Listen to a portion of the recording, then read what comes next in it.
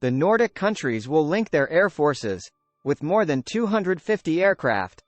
Helsinki. The Nordic countries have decided to intensify cooperation between their air forces to strengthen the region's air defenses.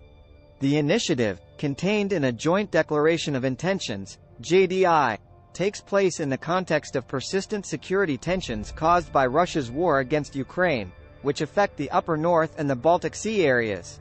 The JDI, the first of its kind among the Nordic states, was signed on March 16 at the Ramstein Air Base, Germany, by the Swedish, Norwegian, Finnish, and Danish Air Forces commanders. The concept of a joint Nordic Air Force comprising more than 250 modern frontline fighter aircraft has been the subject of regular discussions between the Nordic governments since the mid-1990s. The non-aligned status of Sweden and Finland remained an impediment to progress in talks and joint initiatives. A Nordic, mini-NATO. However, now that Finland and Sweden are about to join NATO, the Nordic governments are on more solid ground to discuss a common action plan to create a mini-NATO that will provide a formidable air force capability and unity. The main objective of the JDI is to strengthen cooperation between the air forces of the four Nordic countries, precipitating concrete joint initiatives to develop a strong regional air defense. The JDI envisions a high level of collaboration between the Nordic air forces, allowing them to operate in combination in all situations. Joint Air Defense.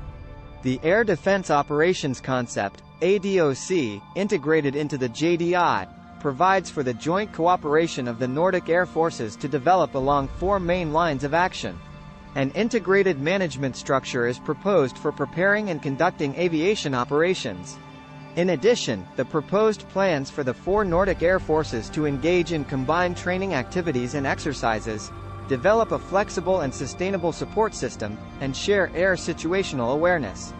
Major General Rolf Folland, head of the Norwegian Air Force, NAF, sees the idea as a basis for creating a joint Nordic Air Operations Center that could also house the United States and Canada under a single command structure.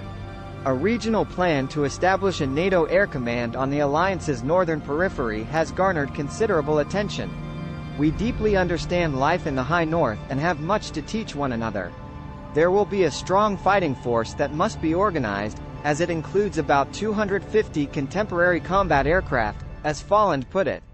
The last operational NATO headquarters in Norway, Raytheon's Combined Air Operations Center, CAOC-3, located east of Bodø, was closed in 2008, with responsibility being transferred to the alliance's CAOC Finderup in Denmark.